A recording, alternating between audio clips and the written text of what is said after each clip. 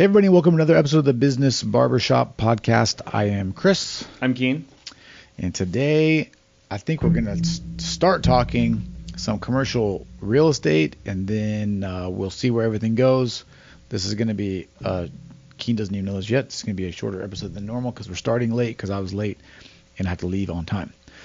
So, commercial, before we get to that though, if you like the show, hit the like button. If you, think somebody would like to hear this, share it with them. If you are intrigued, leave a comment, or if you can somewhere, and enjoy. Okay, so what we're going to talk about today is commercial real estate. The doom and gloom. The doom and gloom, sort of against the backdrop, also kind of residential, kind of compare the two, and just give our thoughts on it. Keen's professional thoughts, my amateur thoughts, and we'll just go from there. So, where you want to start? Yeah, it's interesting because the talk about commercial real estate being under pressure really kind of came out, it really started kind of hitting some steam maybe about a month or two before the Berkshire meeting. And Charlie and, may his soul rest in peace, and Warren were prepared for it, these questions. Do you watch the Berkshire meeting? I mean, they had this whole... I can't remember exactly what they did, but they had these props that they took out. Like when people asked about them, like, oh, we're waiting for someone to bring it up, and like brought out these things and put them on the desk. Okay. That was really clever. But they are going through a pretty large correction. I'm going to break down the macros of what's going on in that space. And we'll discuss about how the variances of how that is versus residential real estate, because for the general public on the outside looking in, a news headline, which is, what do they call it? The whole, how they try to, freak people out. What's the term they use in the media for that? There's a term for it. I'm drawing a blank, but basically it's, the shock and awe, right? This kind of shock and awe of like, let's freak everyone out with this crazy headline. And, that freak out that they're trying to get people to usually talks a little bit about residential real estate, or just real estate as a general coming apart. And that people accidentally translate that to the residential real estate. And what's interesting is that if for people who are really paying close attention, they are moving in different directions and for a reason. But they're impacted by the same thing, which is interest rates. So without being around the bushes, just jump straight into it. What's happening in the commercial real estate market is very much what happened with the residential market in the 2008 meltdown. And it's not because of just interest rates. It's interest rates plus the type of loans that are given. There's a reset happening. That's correct. At the wrong time. Yeah. The commercial real estate market, it's normal for the commercial real estate market to use loan terms that were previously in the residential market that are now pretty much banned. An ARM that will turn to a balloon loan. If you guys don't know what a balloon loan is where, you make payments on it like it's a longer term loan. Like most people are familiar with a 30-year mortgage. 30-year mortgage is something that if you pay this amount for 30 years straight, the loan will get paid off. Right. If it's a 30-year fixed, right? A 30 due in 15 or a 30 due in 10 balloon. In commercial, it's usually more like a 30 and 10 or 25 and 10. Some banks do a 20 and 10. What that means is that you pay on it like it's a 20, 25, or 30-year loan, but it'll balloon in 10 or 15 years. Right. Or sometimes you just do interest only with the balloon, with the idea that at that sometime in the middle, probably like around year 8, you'll restructure the loan and you'll basically do the same thing again. Yes. Right? Most people don't pay off the whole balance at the end of the balloon. They typically plan to refinance. Right. And so because of that, there's these balloon features in these loans. Now, not every single one of them is toxic. I see a lot. By the way, this is actually how I believe this is a little bit how Canadian residential mortgages work. The difference is that there's no requalifying when the balloon resets with them. I've talked to someone that was a mortgage banker up there, and some of the commercial bankers in the U.S. operate the same way, where I'll see them say like, oh, it's a 5-year fixed 5-year balloon. But at the end of the 5 years, it just resets to the new rate and then kicks you off another 25 due and 5 balloon. Just be ready for what the new payment's going to be. The idea is that if you pay down some of the principal, that even if the rate goes up some, that it helps mitigate some of the risk. Yep. The problem with the commercial industry, though, is that not all loans were set up that way. A lot of them do have this requalification needed when the balloon feature ends, and a lot of these properties were traded on this, like, I don't know what people were thinking. I mean, looking back, we could say the exact same thing about the subprime meltdown. These were traded on these cash flow basis as if rates were never going to go as high as they are. I think that everyone predicted they were going to go up some, but they went up more than people expected. And now the requalifying factor. So let's take a step back. Let's talk just about, like, let's say you and I own an office building together. The banks would say, based off of what interest rates are and what you can collect in rent, we want you to put X amount of money down. Usually it's at least about 25-30%, but they may want extra in this calculation they call debt service coverage. They basically want to make sure it's going to cash flow a certain amount. So the interest rate impacts the debt service coverage, obviously. So now when the loan resets and the rates are higher, even if you paid off some of the balance, the calculations now are you're going to have to make a substantial principal payment to meet their debt service requirements. Yes, and there's a second factor that's also affecting that, which is no one's in office buildings anymore. So the value of the buildings have also declined significantly. So now the loan amount sometimes outweighs what the value of the building is. Yes. That gives actually, I think in some ways, it's a double whammy. Lessor, though, some leverage because the banks, I think, would prefer to try to kick the can if they can, hoping that those values bounce back up.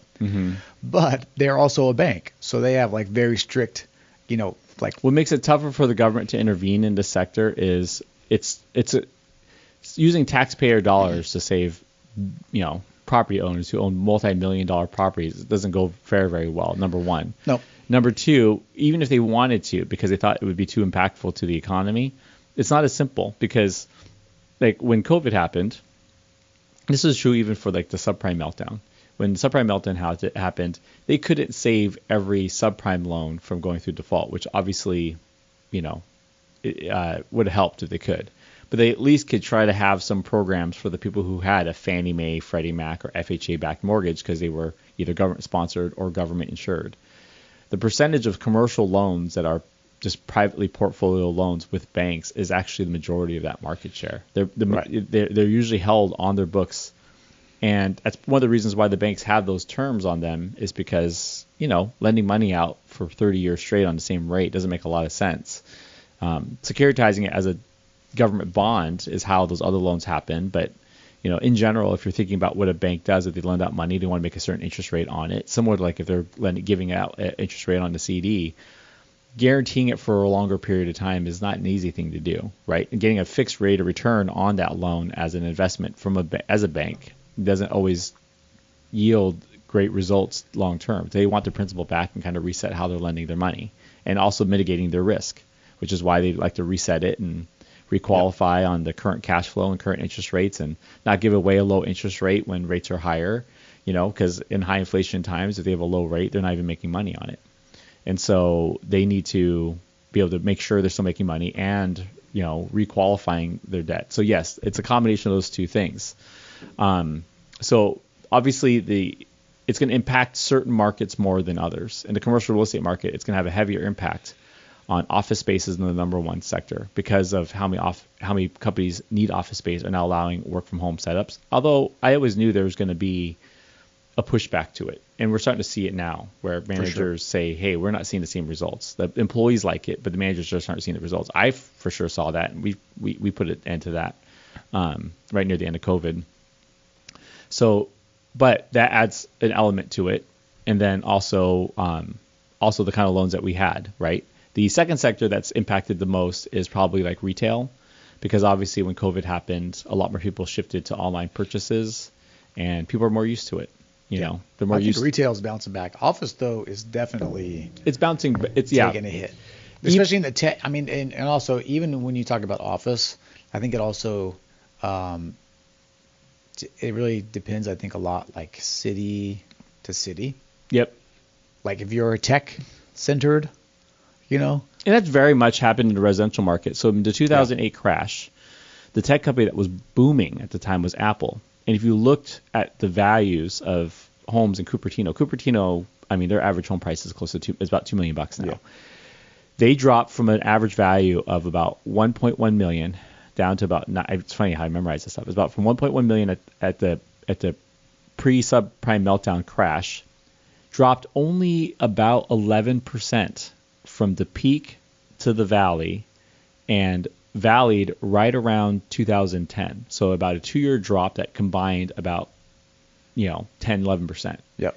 And then the rest of the country didn't bottom out to 2012. And it started going up after that. And they had gone up and restored all their losses by 2012 when everyone else was just hitting their bottom. So real estate has always been very regionally based. Right. And so. But they had good loans there, right? I mean, people were actually just making money. They could pay their loans. You just probably didn't have as many people. And there's still that supply. By that. There's still a supply and demand. High paying jobs, limited land available, limited homes available.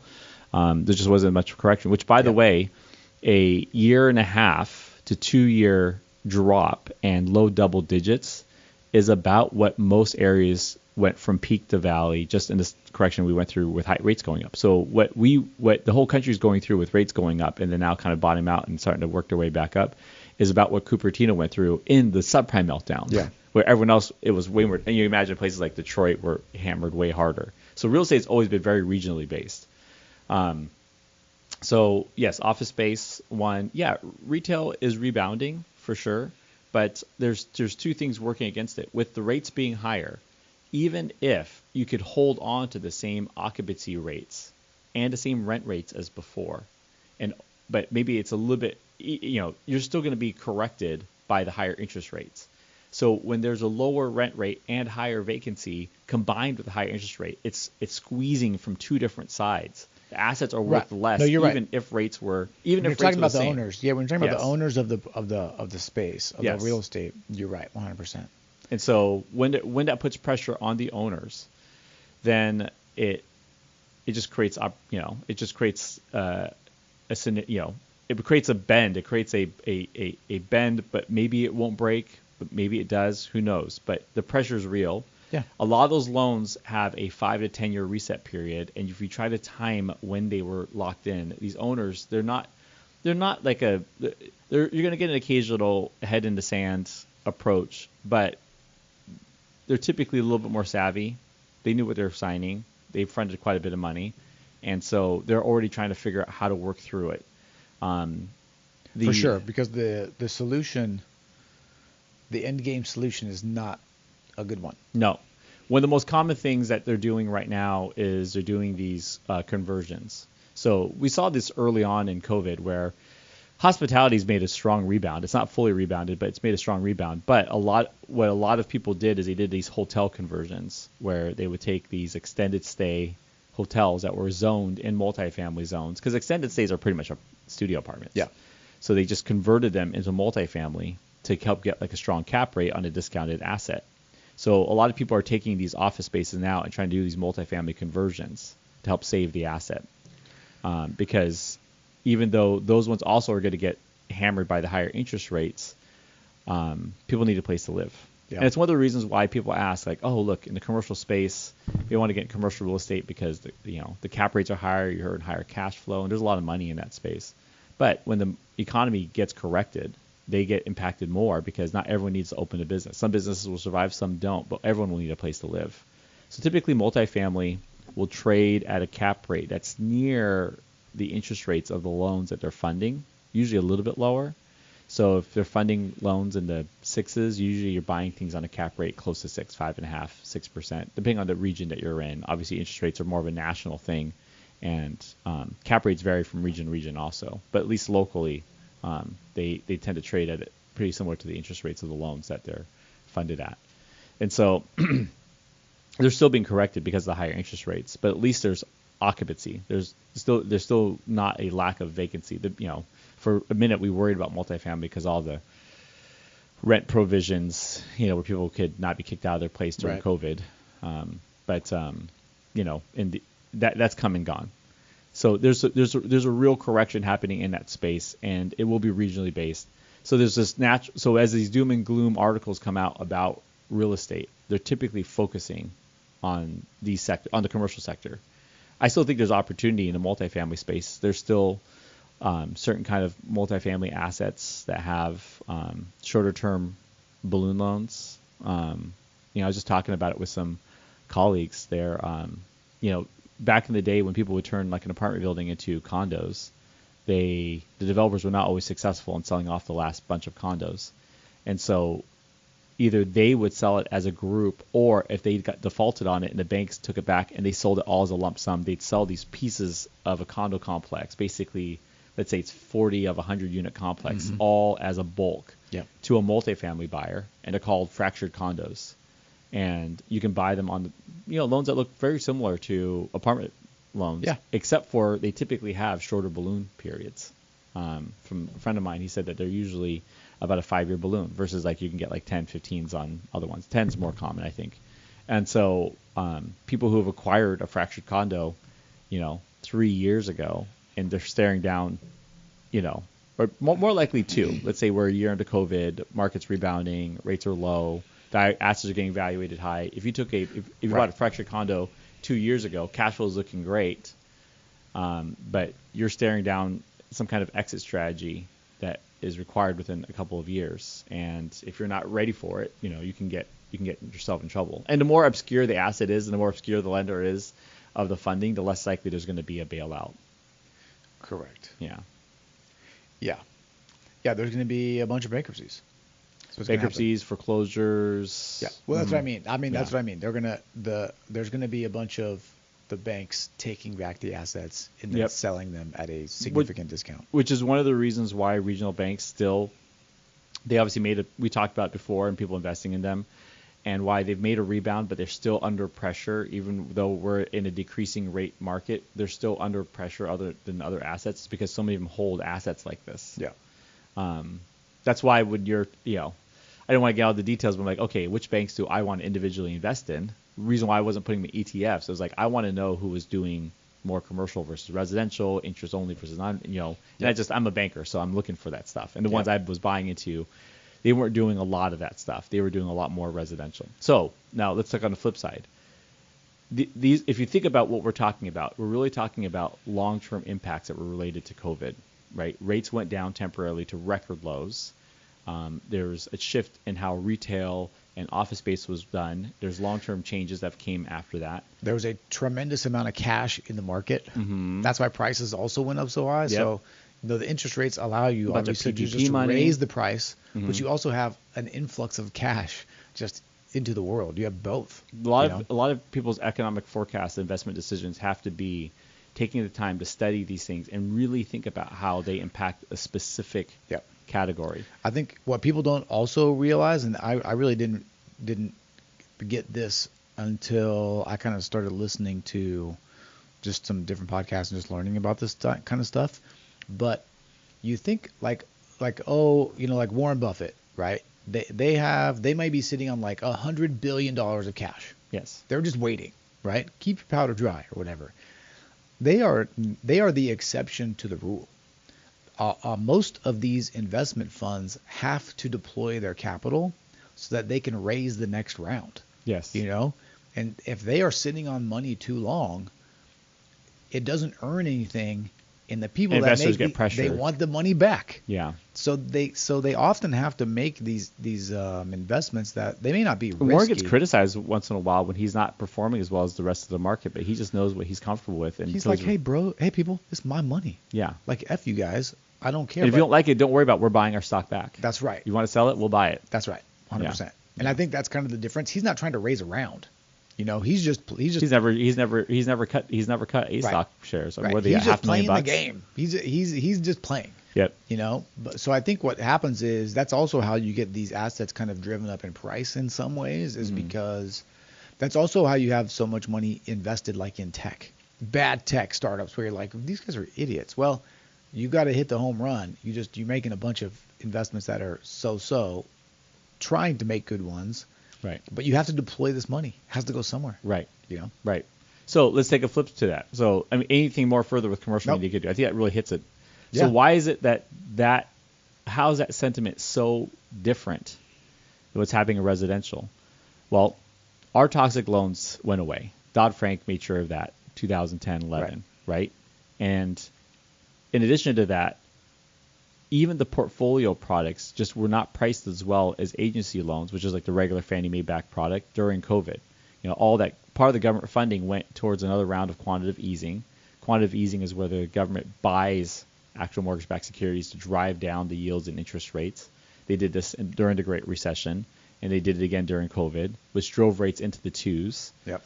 These loans don't have those same features. So now we have to think about what's the long-term impact of people taking all these 30-year fixed loans. I mean, I know I locked up a bunch of rentals on it and stuff, right? Yeah.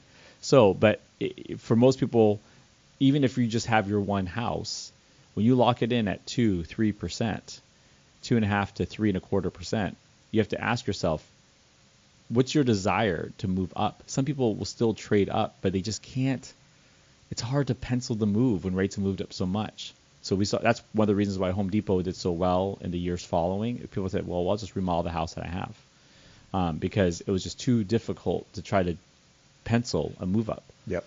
And so, but we still have a shortage of housing based Right. off of our growing population, GDP, Right. unemployment. People need housing. That's one difference. Demand is still high. Demand is growing, commercial, and it's people low. don't want to sell their old house. That's right. And there are some people who will let it go. There are resales, but the percentage of resales, the volume of listings that are live on the market relative to the demand is far below what we need. Right. The motivation to sell is much, much lower now. Yes, and the motivation to buy is still there. Correct. Right, even with rates being higher. Yeah.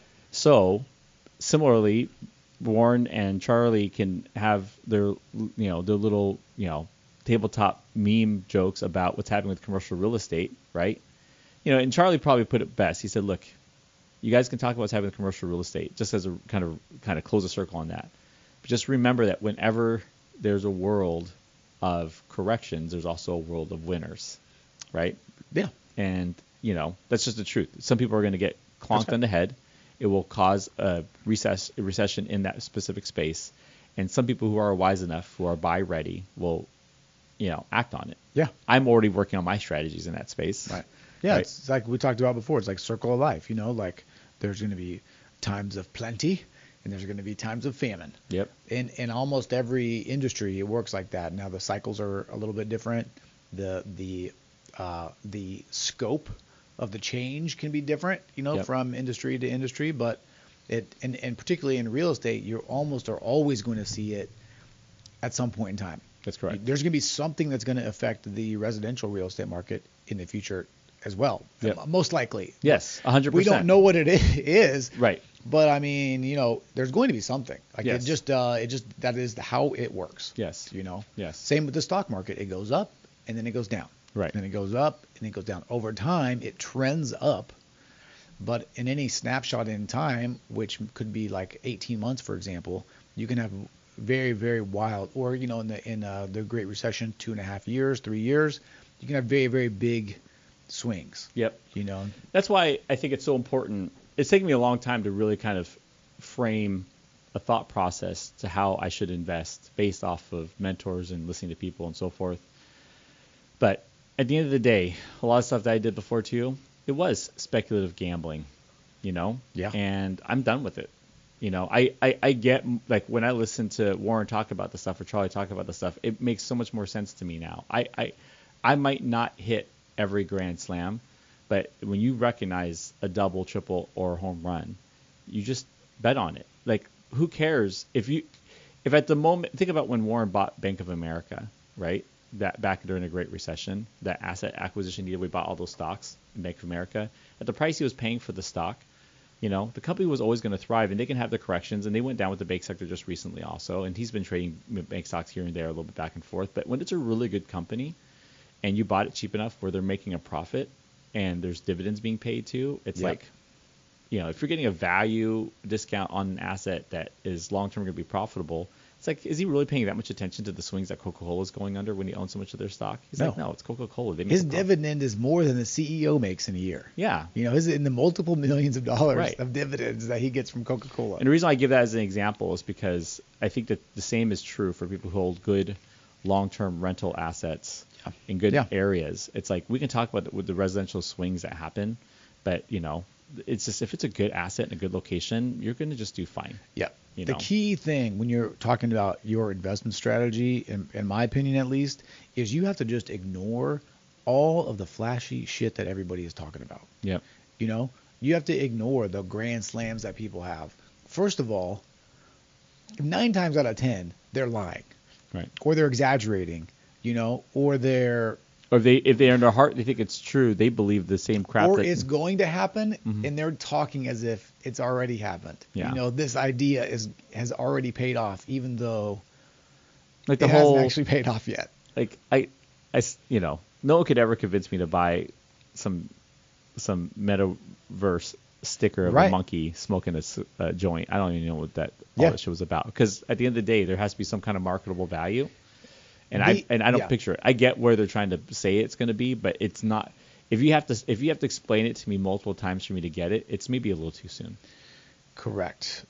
Yes. And even then, you hear people talking about, oh, you know, I made 100x on my money by investing in Being right about crypto investment punk. strategy, but being too early means you're still wrong. Yeah, but there were people that even made some money out of that. But those people, you know, they don't also show you their entire investment history. No. They don't. They may tell you about the crypto punk that they made 100K on, but they forget to tell you about the land in the metaverse that they bought for 200K. There's that's land. now worth none. There's land that you can walk on You know? that you could buy if you want to speculate on that stuff. Right. So come back to residential. When the demand is there, unemployment's low, right? Job market's strong. You know, and people are landlocking their real estate in two different ways.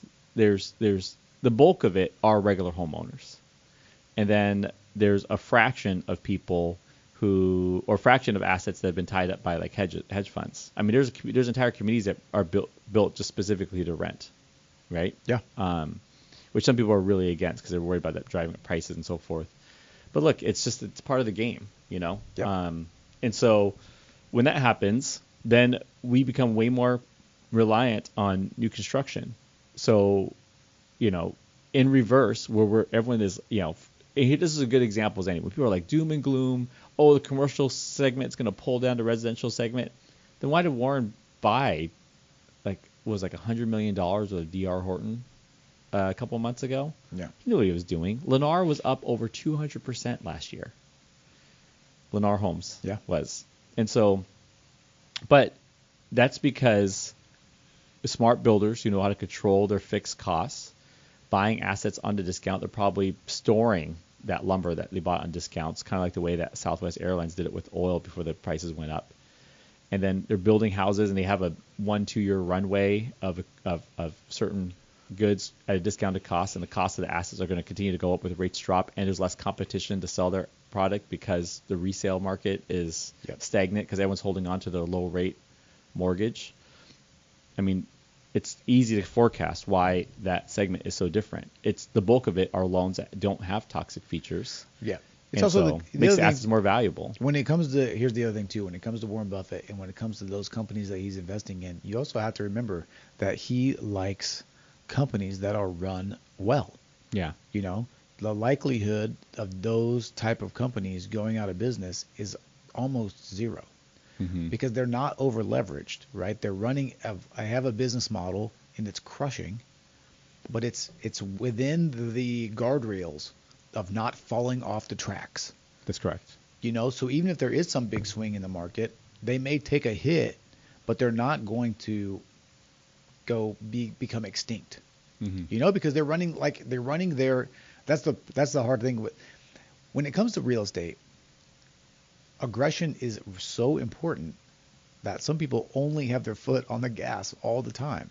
Mm-hmm. You know, you see it with real estate agents, you see it with mortgage brokers. They're spending as much as they're making, and they're trying to always go as fast as they can. Well, when things slow, then you're stuck. Yep. You know, finding those companies that have the patience, the maturity maybe to sort of push on the gas, but also like look around at what's going on while they're driving, I guess, makes a big difference. Yeah. You know? It's a discipline to be patient at in certain times, and extremely aggressive in others. Right. And Yeah. the people who are typically aggressive are aggressive all the time, and and typically people who are cautious and patient are too patient and too cautious. Yeah. Yeah, And finding, I think, Yeah, I think sometimes too. I guess it's more now that you said it that way. I think you're right, but which, by the way, I'm paraphrasing Charlie Munger. I'm not being making shit myself. But I think what they do though is they prepare for bad times. Mm-hmm. I think that's where the ultra aggressive get in trouble. You know, it's like if you're winning at the poker table or at the craps table, Right. and you're not pulling a little off, Right. you're due to get your ass kicked Right. when it gets slow. And that's, I think, what a lot of people do, right? They just go fast, but they never take any chips off the table. Mm-hmm. They keep putting it back in. You know, they're buying their next, like you close a deal, you make some profit on a real estate deal, you pour it all back in, as opposed to like, okay, well, let's just pull 10% off, 15% off. Does it mean we have to go a little bit slower? Maybe, but we have these other side things working over here, Right. And I think that's where people get stuck sometimes, trying to follow the trends too much and then not being smart. Be okay making your own really detailed analysis of what's going on. Yeah. If it's within your scope of understanding. And look, if you're not going to take the time to do it, then you better follow a strategy that works all the time. Yeah. Which is why I think, if you hear a lot of the old words of what Warren used to say, he used to talk about what we're talking about on a higher level. And he's kind of just changed his voice because too many people listen to him. Too many people are going to decipher what he says wrong. So he's just going to tell people to invest in the S&P 500 just to make sure they don't fuck it up. Yeah. Well, and that strategy does work. It does if work. You just don't touch anything, but it's just not very sexy. No. And it's slow, but very, very, very slow before Right. it's fast. Right.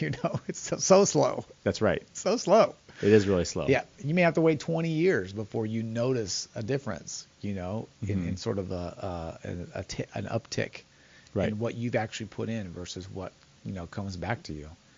But it already takes a lot of people discipline to say, like, hey, if you're not taking a pay cut when the markets are going down and you're investing in something like the S&P, that's where the normal investor who's a novice gets scared. And if you understand long term what that's going to do, and this is also the sign that what you're investing in is good. If what you're investing in is good, then you don't worry about it going down because now Right. you just see, like, pretend that you really, really, really want a specific car. You've wanted it your whole life. When it keeps going down in price, are you afraid that car is going to keep going down in price forever? Or you're like, oh my God, this is the best value. I need to buy it now. Yeah.